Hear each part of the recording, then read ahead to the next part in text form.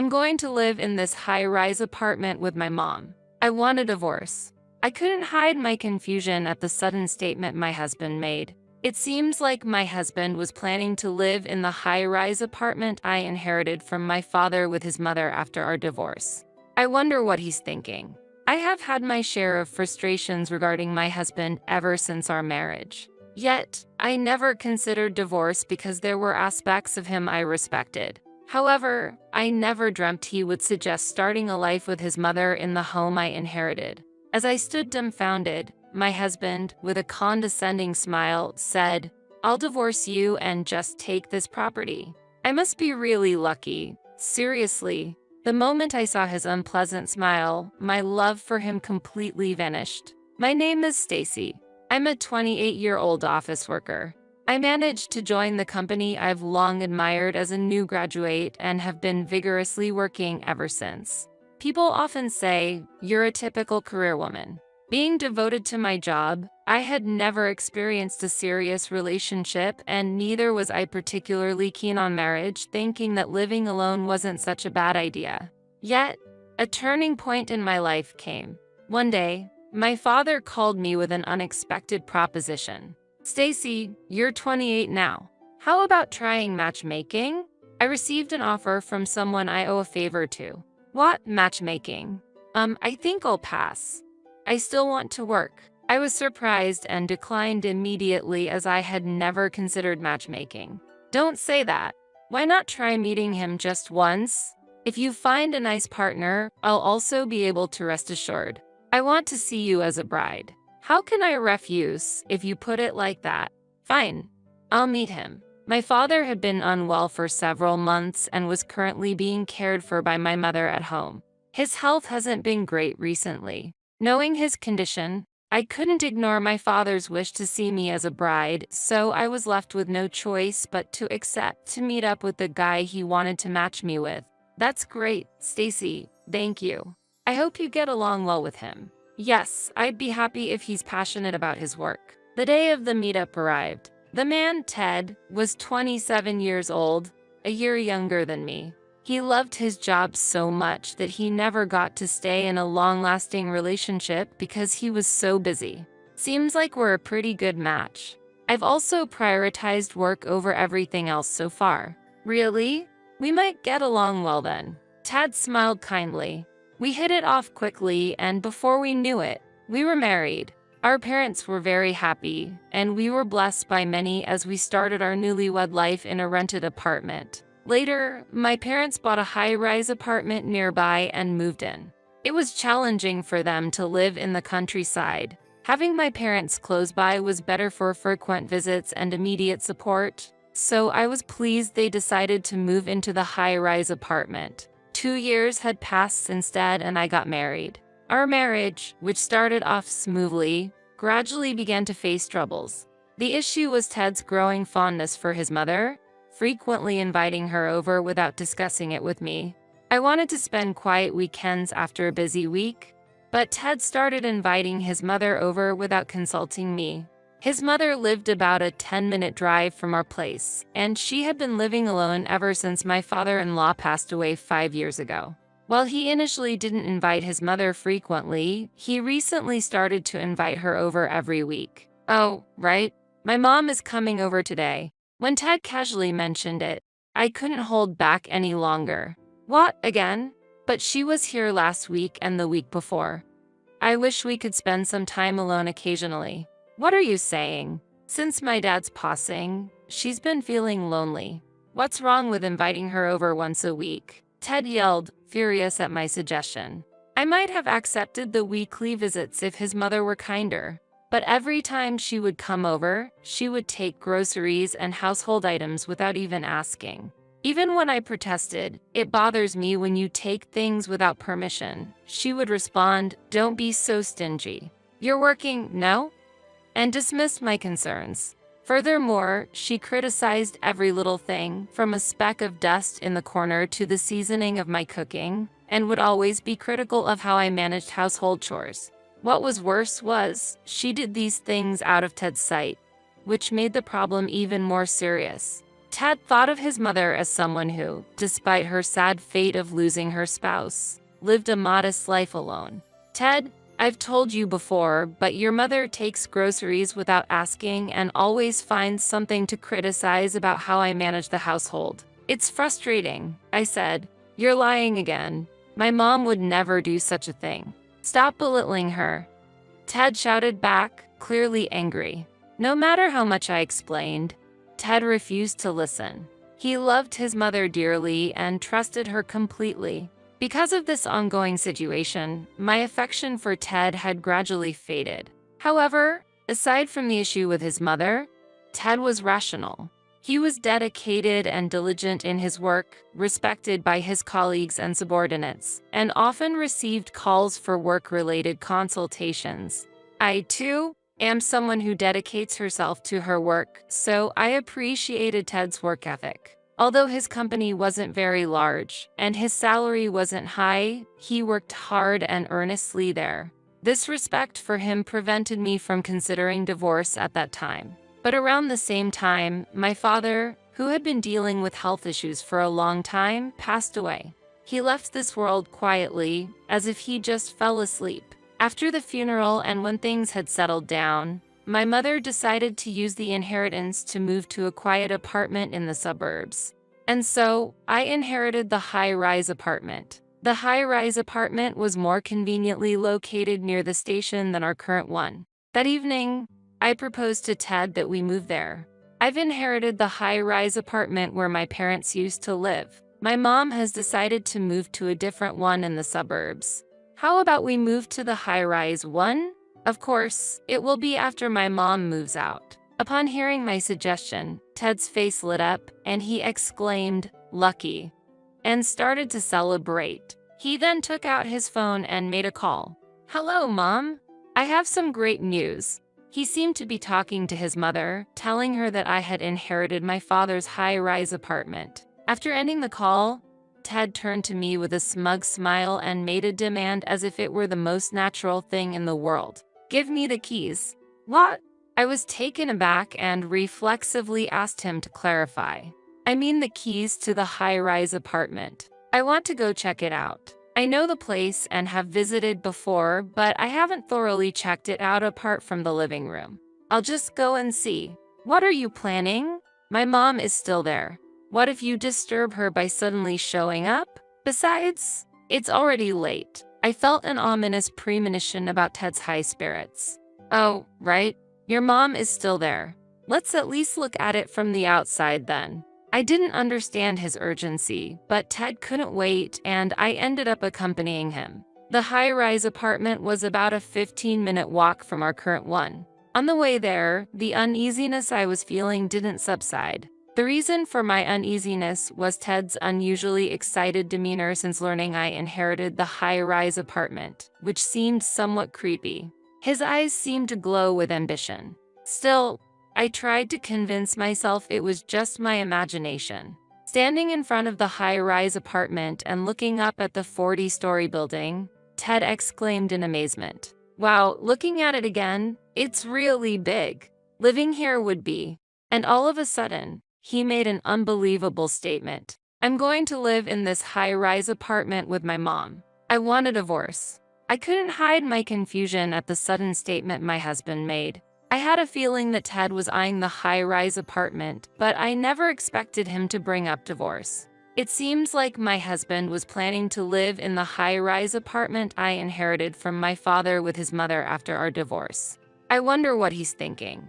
I have had my share of frustrations regarding my husband ever since our marriage. Yet, I never considered divorce because there were aspects of him I respected. However, I never dreamt he would suggest starting a life with his mother in the home I inherited.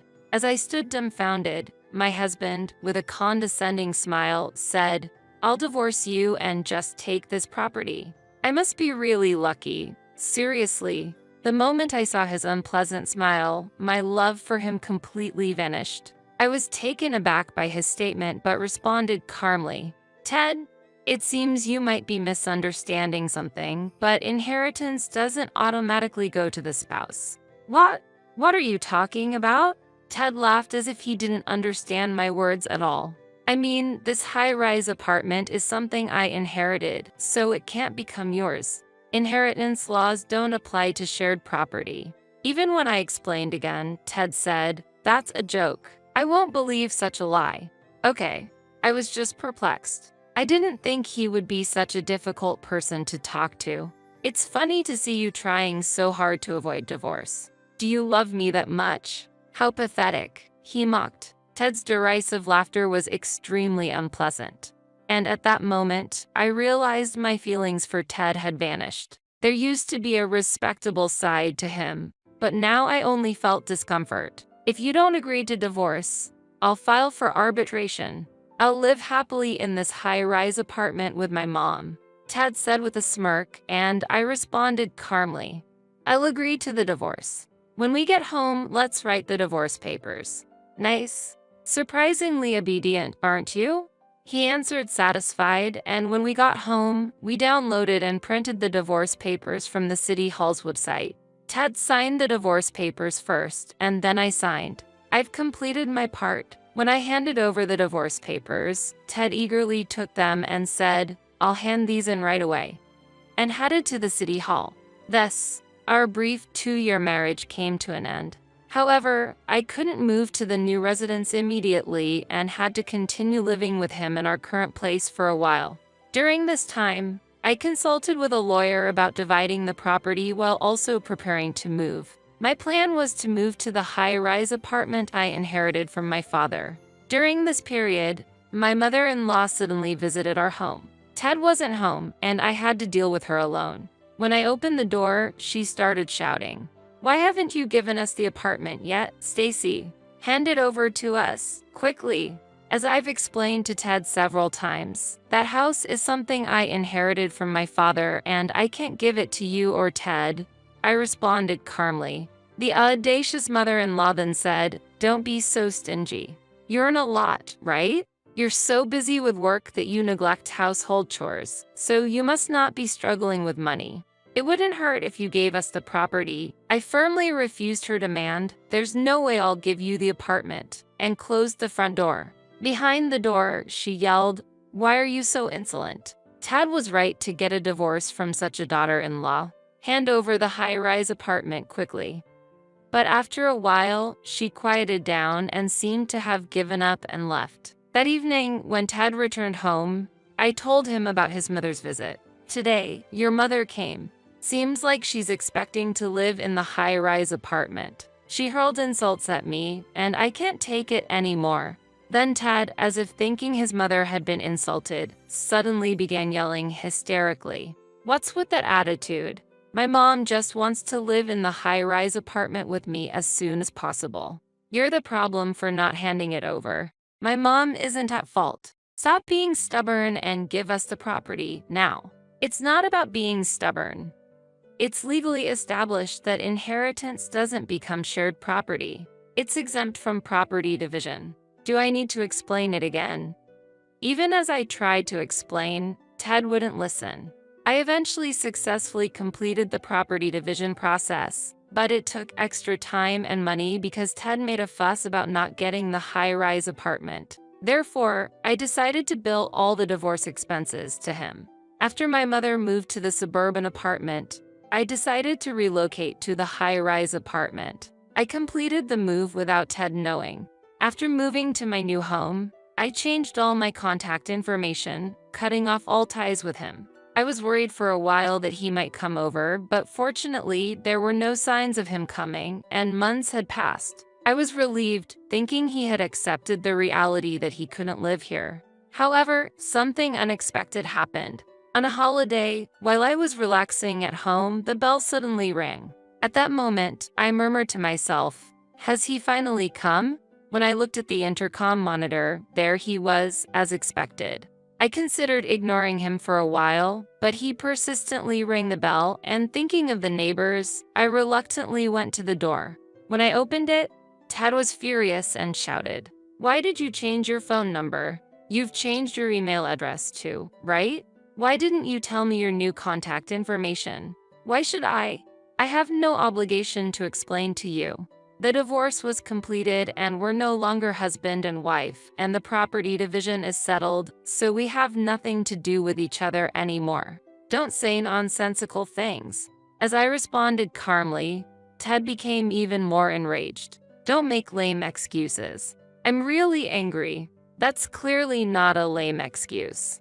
Having a reasonable conversation with him was impossible and it gave me a headache. Ted continued to shout as if he was about to pounce me. Why can't I have this property? Because of that, I've been laughed at by my friends. It's all your fault. Laughed at by your friends? What do you mean? When I asked, Ted was silent for a while before starting to speak slowly. Seems like he had bragged to his friends about having bought a high-rise apartment when we filed for divorce and I inherited this property. Envied by his friends, Ted didn't want to hear anything about how the property division didn't allow him to get the apartment and mistakenly thought that if he kept fighting, he would eventually obtain it. Even so, I've been scorned and ridiculed by my friends as a braggart for not living in the high-rise apartment, and my mother is pressuring me about when we can move in. You're responsible for this situation. Hearing Ted's complaints, I was just astonished and lost for words. Essentially, he was blaming me for his own frustrations. I was beginning to feel foolish to continue further discussions with him, and said, "It's not my fault. I've tried to explain to you many times that the high-rise apartment is not included in the property division. There's nothing more to talk about. Please leave," and tried to close the door. However, Ted wedged his foot in the door, preventing me from closing it. "Move your foot. Shut up. I won't leave until you say you'll hand over the high-rise apartment. You're making me look like an idiot." Ted glared at me with bloodshot eyes. "If you won't leave, I'll call the police." "Hoot, call them. Don't think such threats will make me back down. I must get this property at any cost." While Ted dismissed the threat, I calmly took out my cell phone from my pocket. "Wait, are you seriously calling the police?" Ignoring Ted's nervous whisper, I completed the call to the police. Ted turned pale and shouted, "I didn't think you'd actually call the police. Are you crazy?"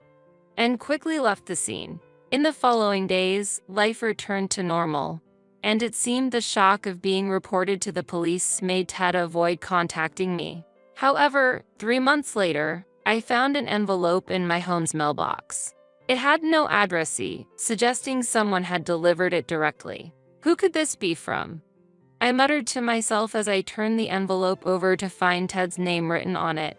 Shocked, I cautiously opened the envelope, wary of any dangerous contents. Inside were 3 letters, written in Ted's handwriting, detailing his recent circumstances. The letter began as follows: "To Stacy, since I can no longer reach you, I am honestly sharing my current situation through this letter. Please read it to the end." With a mix of curiosity and annoyance, I began to read the letter. As I read on, it became clear that soon after our divorce, Ted had found a new lover and planned to live with her and his mother in this high-rise apartment. However, when it became apparent that Ted could not secure this place, the lover, who was merely attracted by the allure of the apartment, left him. Moreover, Ted had given her expensive gifts, which made him go into a significant amount of debt. He had also talked about purchasing the high-rise apartment at work, leading to unbearable cold stares from colleagues, ultimately causing him to resign. It appeared that his mother, who had been counting on living in the high-rise apartment, had been spending extravagantly and was now facing tough times without the expected support from Ted. The letter concluded with "I have laid everything out honestly. So, please, I'm begging you, could you lend me some money? Just $10,000 would be enough. If you wish, we could even consider starting over." I had no intention of replying or reconsidering our relationship. Ted's assertive demeanor throughout the letter only elicited a sigh from me. It seemed that Ted was in a dire situation and had reached out to me for financial aid. I tossed the letter into the trash and immediately headed to the real estate agent. Given the possibility of Ted showing up at my current place and not wanting to receive such bewildering letters again, I decided to sell it, although it was a place I had inherited from my father, making me feel somewhat guilty. I believed my father would forgive me if it were for my happiness. My mother also agreed with my decision. I then proceeded to purchase another high-rise apartment, one with an even better location, which admittedly was quite expensive. However, thanks to my hard work and savings, I didn't hesitate to splurge on it.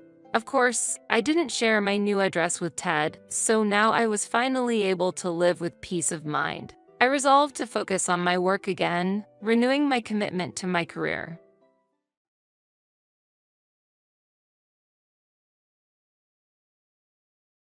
I don't really want to say this, but why is it that the amount you send is less than what your sister Maggie sends? Maggie sends as much as $1,500 every month. Do you feel a sense of responsibility as an older sister? Mom, you should be grateful for whatever you receive. It can't be helped since Abby is financially strained. The words from my mother and sister hurt. To think that I was invited for a meal together after so long, only for such a topic to come up. Ever since we were children, my mother always favored my younger sister, leading her to look down on me. I want to leave this place as soon as possible. I am Abby. I have a son in the first grade of elementary school, and my husband and I are thinking about having another child. However, it's uncertain if our financial situation will allow it. It's not that I have complaints about sending money to my mother, who lives alone, but working part-time for half the week and knowing that my sister also sends money gives me mixed feelings. My mother has always favored Maggie, who is 3 years younger than me. As a result, I naturally became closer to my father. Since I was very young, my father always showered me with love. However, my father passed away just as I entered junior high school. It's not that my mother completely ignored me, but there was a clear difference in how she treated me and my sister. Our household finances became even tighter, and my mother started working after having been a homemaker, drastically changing our lifestyle from when my father was alive. Facing vague concerns about the future, my mother said to me, "If you're thinking about going to university, I'm sorry, but I can't provide the funds for that. There's also Maggie to consider." As a result, I gave up on my dream of attending university and chose a public high school with good employment outcomes. After graduating high school and successfully finding a job, my mother's income and mine brought a little ease to our household finances. As a year was about to pass, my mother said, "Abby, Maggie wants to go to university. I want to support her somehow." What? Somehow. It might be difficult. Sorry. Depending on the university Maggie wished to attend, the tuition would undoubtedly be high. When I told Maggie about it, she said, "I want to study economics." Economics, when you don't even read the newspaper? She usually only reads articles about gossip, scandals, and the activities of celebrities.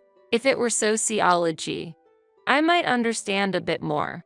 That's because it includes media studies. Maggie, as if to argue, raised her voice and said, "I'm not choosing an expensive art major. As my sister, you should support me a bit more. Is your interest in the economics department purely academic, not just about the financial aspect?" Yes, of course. I understand our financial situation at home. I'm not just saying this without thought. Then, I might consider it. After this conversation, my mother and I had a deep discussion about tuition and household finances. And so, Maggie went on to attend her desired university. Not long after, I got married and left my parental home.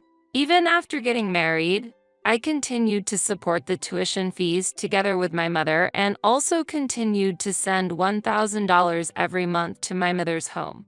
My husband understands my family's financial situation and supports me. 2 years later, an unexpected message came from Maggie. "Actually, I've decided to quit university and go to nursing school. Can you support the tuition?" What? Wait. You quit university? For nursing school? Why such a decision? I've thought about my future. That's not enough to convince me. Why didn't you consult me first? I talked to Mom. She said she would support me, but I'm also contributing to the tuition. Don't be mad. The tuition for a vocational school is cheaper than university. That's not the point. Anyway, I've already decided to go to the nursing school. There's nothing I can do about it now. My mother has always been lenient with Maggie.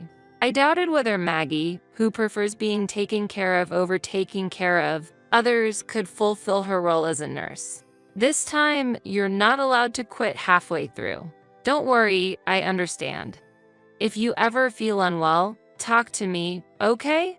Don't say such ominous things. Thank you. Maggie's casual words of gratitude made me feel uneasy. It was about 6 months after Maggie started nursing school. Cess, I'm in trouble. I've run out of money. What? Did you break something? How rude. I went out with some seniors at school, and before I knew it, I had spent it all. Help me. What about Mom? I've already spent the money from Mom, too. You should avoid such relationships with seniors. There are plenty of reasons, like not being able to focus on your studies. But it's hard to say no to the seniors. I can get useful information for tests from them. Isn't that just an excuse to have fun? Silence was her answer. I took it as an agreement. I have a family to take care of. If you want money to play around with, earn it yourself. I informed her that I was stretched thin with the tuition payments and ended the call. Later, my mother contacted me. She criticized me for not supporting my sister. Why am I the one being criticized? From my perspective, I wonder why you would immediately give her money. What was the specific reason for quitting university? It seemed she couldn't fit in with university life. She felt it was different from what she had expected. When I suggested changing her major or looking for other paths if it was too hard, she decided to pursue nursing. Even so, from my conversation with Maggie, it sounded like she was asking for money to have fun. I then questioned the situation at home. Everyone goes out and has fun occasionally, especially when they're young. It's normal. It seemed my mother didn't care at all that I hadn't had the luxury to go out and enjoy my youth. I felt further discussion was pointless. I can't give any more than I already have. It's cold of you, not even fulfilling your own sister's wish. I'm already putting a strain on my husband.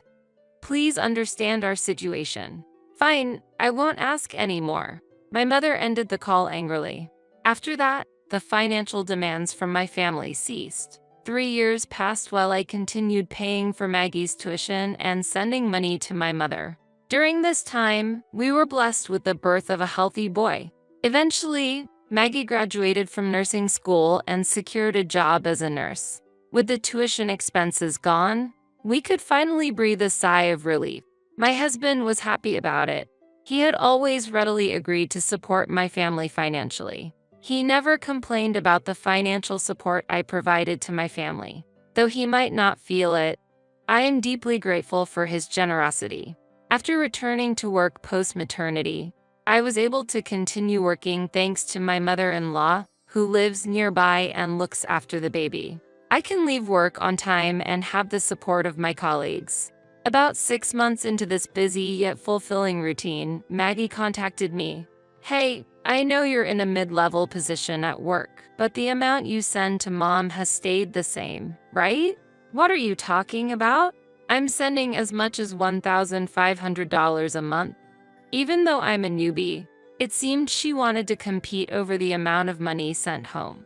Did you really call just to talk about that? Is that your response? Haha, are you upset because I'm sending more money than you? Why don't you just admit it? Are you drunk? Don't equate our situations. I'm hanging up now. Her action was utterly incomprehensible. I wanted no part in such conversations. Time passed, and on a holiday, I was invited to my childhood home by my mother for the first time in a while. Maggie had also taken the day off, and it turned into a lunch meeting for the 3 of us. At first, we shared updates on my son's latest developments and our daily lives. But gradually, Maggie's bragging became a focus. The main topic was the fact that she was providing more financial support to the house than I was, as mentioned in the previous call. Maggie, as I mentioned before, you're single and I have a family. I have children, so don't treat us the same way. When I counted, my mother took Maggie's side. But if your sister is providing more support, why is your amount less? You don't even need to pay tuition anymore. Maggie is paying as much as $1,500. Don't you feel a sense of responsibility as an older sister? Abby is financially tight, you know. With my mother's support, Maggie felt emboldened. Such comments put me in a difficult position. Yes, we are financially tight. That's why we can't provide more support. Their expressions changed to confusion. My mother expressed her displeasure. Well, do as you please then. I secretly rejoiced in my success. Stopping the support significantly improved our financial situation. A year later, my mother shared her troubles with me.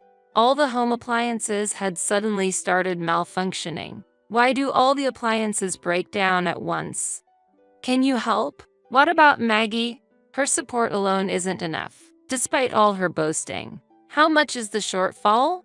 The refrigerator and washing machine are the top priorities. Just the essential appliances. Indeed, their malfunctioning would disrupt daily life. I understand. I asked for the details of the budget and then transferred a little extra. A month later, during the next call, I was astonished. The water heater, too? Yes, it will cost about $3,000. Can you help a bit? What happened to Maggie? Also, did you quit your part-time job, Mom? Recently, we replaced the vacuum cleaner and the DV, so we're financially tight right now. I see. Something felt off, and my intuition told me so. Following that intuition, I decided to visit my childhood home unannounced on my next day off. I still had a key, so entering wasn't an issue. Mom, are you here?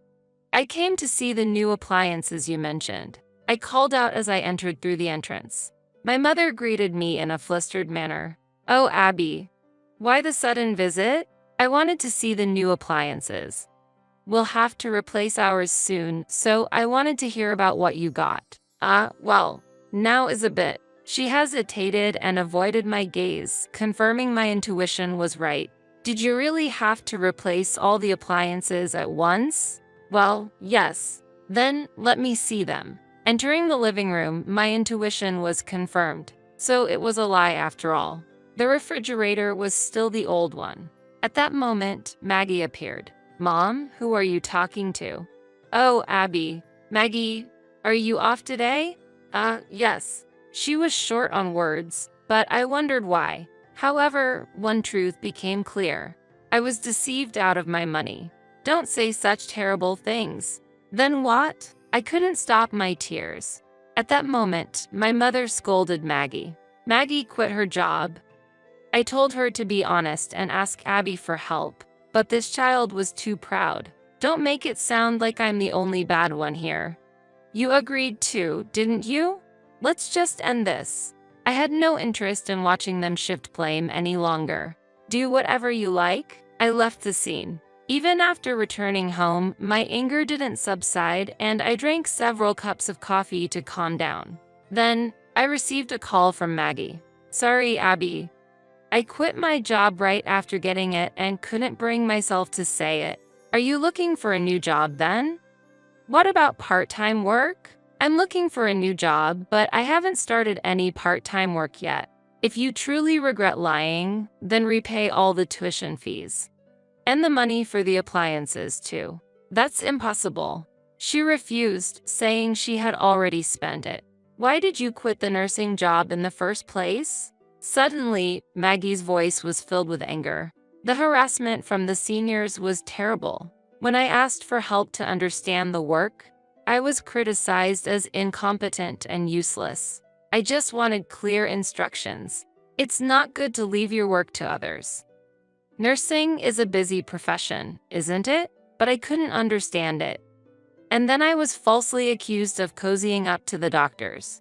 Did you seek help from a doctor? Yes, I thought they would understand me best.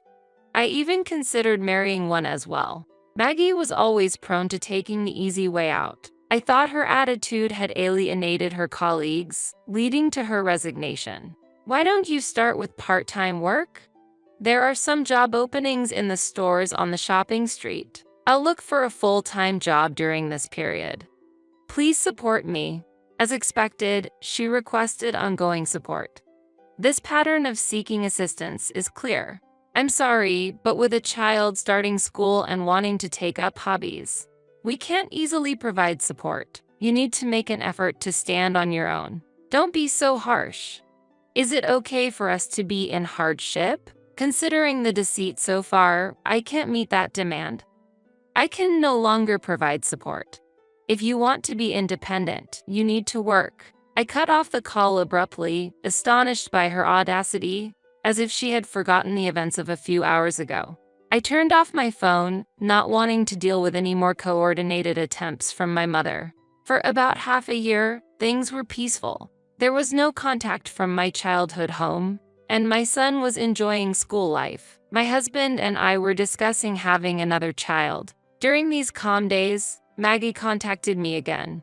Expecting a request for remittance, I was cautious, but the conversation took an unexpected turn. My mother's workplace had closed, and Maggie had found a job as a nurse. We're tightening our belts, but I won't ask for your help, Abby. Maggie's voice carried a hint of dissatisfaction. And I'll repay the tuition and the money for the appliances in installments. That's no longer necessary. Consider it support from me. But there won't be a next time. There won't be a need for a next time, Maggie murmured. Years passed, and Maggie is still working as a nurse. The closure of my mother's workplace might have been a turning point for her to reassess her life. There are no more financial requests from my mother. Our relationship may not return to how it used to be, but if she wants to see her grandchildren, we'll visit. And my husband and I have been blessed with a second child, a girl this time. The sight of my son doting on her is heartwarming. Next holiday, we're planning to go out to the park as a family for a picnic. This useless daughter-in-law, you're too slow, trash. You should work here all day. As my mother-in-law yelled, I continued washing the dishes quietly, feeling the heat behind my eyes. I couldn't bear it anymore. I wanted to be free. Are you okay? Do you need some help? My brother-in-law, who arrived a bit late, asked me this.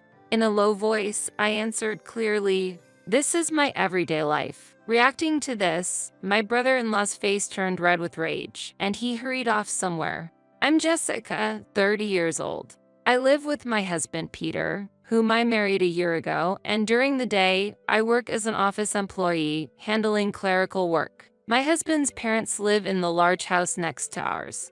My father-in-law is retired due to his age, but he has a history of working for a major trading company and is financially comfortable. The house we live in was also given to us by him. Since our houses are adjacent, I'm often called over by my mother-in-law. At first, it was for minor tasks, but gradually her demands became harsher. You work until 5 p.m., right? Have our dinner ready by 6 p.m. You're off on Sundays, aren't you? I'd like you to change all the curtains and the air conditioner. After work and on weekends, I'm left with the household chores of my husband's parents, leaving me almost no time to rest. My father-in-law is domineering and doesn't talk much, and he doesn't interfere even when he sees me being used by my mother-in-law. My husband has the same attitude. Even though we both work, he believes household chores are a woman's responsibility and doesn't help at all. Even when we plan a date for the weekend, if my mother-in-law contacts us, she insists that we prioritize her, and my husband heads to the golf range with my father-in-law. One holiday, I was replacing the curtains at my in-law's house as requested by my mother-in-law. Jessica, it's been a while. Oh, brother-in-law. My husband's brother, Michael, is unmarried and seems to run a small company. He lives far away, so we don't see each other often. I just happened to be nearby and stopped by. Are you replacing the curtains? Is there anything I can help with? And where are our parents and Peter? It's okay. I'm almost done. Your mom is at the hair salon, and Peter and your dad are probably playing golf. I see. I'm sorry. Thank you for helping out. There was a lot that I wanted to say, but since he's family, it felt pointless. With that thought, I continued working on the curtains. Michael silently watched my work, but perhaps feeling a bit awkward. he decided to leave. My mother-in-law, who returned from the hair salon, seemed pleased with her new hairstyle. The work on the curtain and air conditioner cleaning is done, so I'll take my leave now. When I told her that, my mother-in-law grabbed my clothes. What? Who said you could go home? What about dinner? I answered in a panic. Mother, I have plans even on my days off. So, if you could understand that. Her complexion changed drastically with those words. What are you talking so high and mighty for? Have you forgotten your place in this house? I felt a chill run down my spine at my mother-in-law's sudden change of demeanor. We are the ones providing you with this lifestyle, aren't we? You married into a wealthy family, so you should be grateful and serve. I was at a loss for words. If work is what's keeping you busy, then submit your resignation by tomorrow. Otherwise, I'll have Peter divorce you. With that, my mother-in-law retreated into her room. I was left in shock. Was the meaning of joining this family to devote myself entirely to them? I headed to the kitchen and started preparing dinner. The next day, I received a call from my mother-in-law. She asked me if I had submitted my resignation. I hadn't yet. Then, I could feel her anger as she said, "Do you remember our conversation yesterday?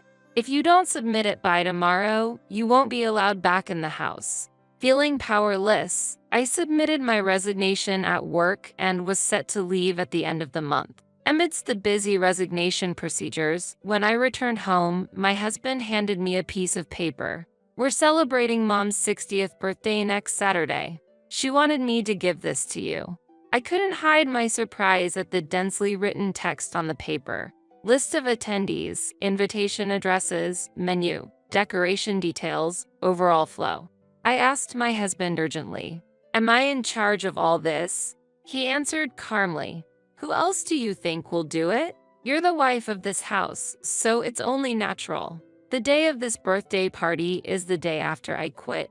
I'll be busy with work until then, and I won't have time to prepare. If you could help me." My husband clicked his tongue and said, "Don't complain. We're providing you with a home, so do it properly."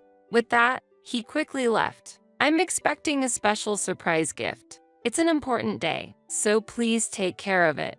I stared blankly at the words written at the bottom of the paper. Struggling with the preparations for the birthday event and work handover, I managed to finish everything and left the company where I had worked for a long time. The next day, I faced my mother-in-law's birthday event. I was taken up with preparations from the crack of dawn. My mother-in-law, brimming with joy, welcomed guests at the entrance and guided everyone to the spacious living room, slightly away from the kitchen. When the visitors took their seats at the arranged table, one of them pointed out, "It seems like there's a plate missing." At that comment, the mother-in-law's face changed color and she hurried over to me. "What are you doing? Can't you even count properly?" Surprised, I looked toward the living room and noticed that the neighbor, who had said they wouldn't participate, was present. "I'm sorry. I was informed that the neighbor wouldn't be attending. I'll prepare right away," I replied. As I reached for a plate, my mother-in-law grabbed my arm tightly, her nails digging again. I suppressed a cry of pain as she spoke. "I don't want to hear excuses. You've created such a situation. You're really useless," she said, glaring at me. I quickly apologized and hurried to get the plate. They had already begun drinking, and my husband's face was flushed. His smile seemed almost mocking. Despite feeling repulsed by his smile, I moved towards the kitchen. "Stay in the kitchen all day today. I don't want to see your face," she snapped, then headed back to the living room.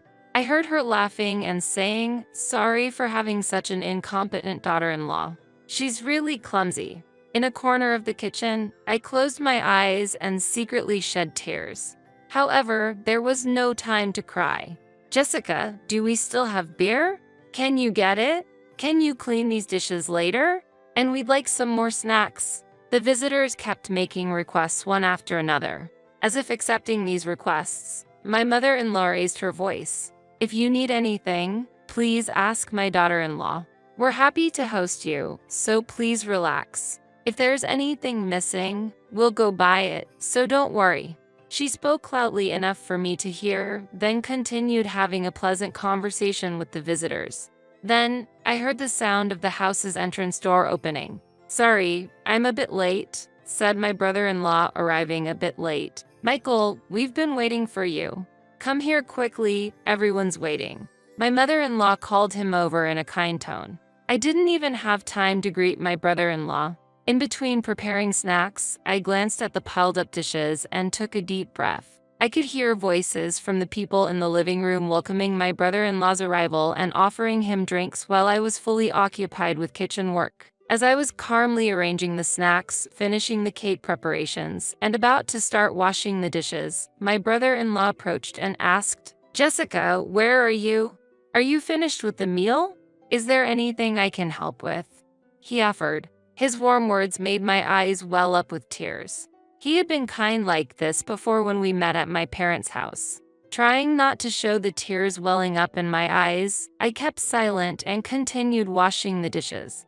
My brother-in-law peered at me. "Are you okay doing all this work alone? Let me handle the dishwashing at least. You must be tired, right?" At his words, the tears I had been holding back fell. In a faint voice, I replied, "This is just everyday life for me."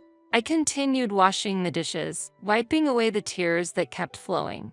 "Everyday life, you say?" he muttered softly, then asked more probing questions. "Has Mom always treated you so harshly?" I nodded quietly, avoiding his gaze. "Is that why you had to change the curtains yourself? Did you do it alone?" I nodded. "Does Peter know about this?" I nodded firmly. Indeed, my husband was aware of it. He knew how unfairly his mother treated me, but to him, maybe that was just part of being a wife. Still, I had hoped for words of concern from him such as, "Can I help?" or "Are you okay?" Every time I heard my husband's cheerful laughter from the living room, I wanted to block it out. I glanced at my brother-in-law briefly. His kind face quickly turned red with anger, and he dashed toward the living room.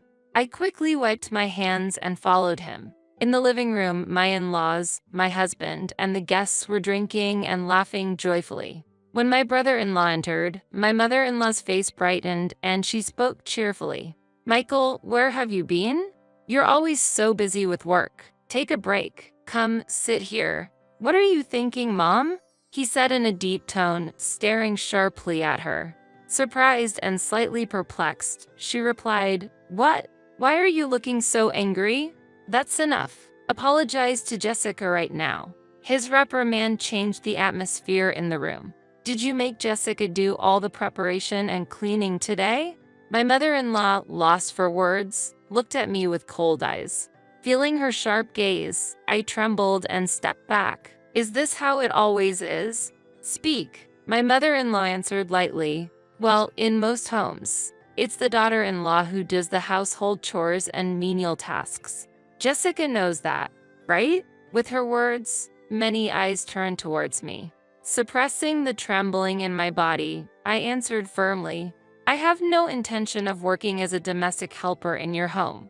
I quit my job at your request, but if you continue to use me for menial tasks, I will leave." At my statement, my mother-in-law smirked. My husband remained silent, sulking in a corner of the living room. "Dramatic, aren't you?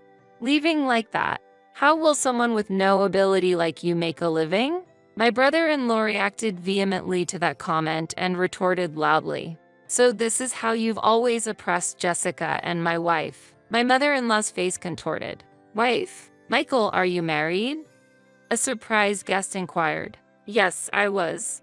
It was a short marriage which lasted only 6 months. And it all ended because of you, Mom." My mother-in-law looked down. Half a year into the marriage, she suddenly asked for a divorce. I asked her why, but she just cried and apologized, never revealing the truth. However, I understood that she couldn't be happy with me. With a heavy heart, I signed the divorce papers. Then, in the silence, my brother-in-law continued with a trembling voice. Later on, I understood after asking her close friend. "The reason she wanted to get divorced was you, Mom. When I was away, you abused her, used her for chores, and threatened her not to tell me. I regret not being able to protect her. Blaming you won't change the past, so I didn't tell you." My brother-in-law glared at my mother-in-law with emotional eyes. You're always the same. Oppressing the bride, belittling her, do you enjoy that? You're truly low as a human. My mother-in-law, lost for words, bowed her head at my brother-in-law's words. The guests casted cold, accusing glances at her. My brother-in-law pointed towards my husband. Peter, what are you doing? You knew your wife was being used, didn't you? Why did you just watch without doing anything? My husband remained silent, sweating with tension, avoiding eye contact. Suddenly, my mother-in-law shouted, "What? Blaming everything on me. The real culprit is." Her sharp gaze landed on my father-in-law. If I may say, your dad was the cause. When you were away for work, he made me work endlessly, insulted me, and robbed me of my time. I'm a victim too. My mother-in-law yelled, directing her anger at my father-in-law. He looked at her, surprised, mouth agape. So, anything you do to your daughter-in-law is excusable? Just because you faced hardships? Is it right to make others suffer the same? My mother-in-law fell silent, at a loss for words. My brother-in-law turned his gaze towards me. Jessica, what will you do? Yes. Pondering over the question, I considered what I wanted for myself. Could I accept the excuses and forgive? Would they improve in the future? Being unemployed, was I to continue serving them? I looked at my silent in-laws and my shrinking husband. My true desire became clear. I wanted to live freely, without my time, life, or job being taken by others. With that sentiment, I looked straight into my mother-in-law's eyes.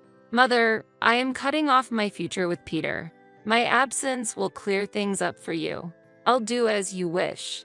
That's my special birthday gift to you. Saying that, I grabbed my belongings. I'm sorry, but I no longer wish to have any sort of relationship with you all. Reflect on your behavior and use it to guide your future. Gently urged by my brother-in-law, I headed towards the entrance.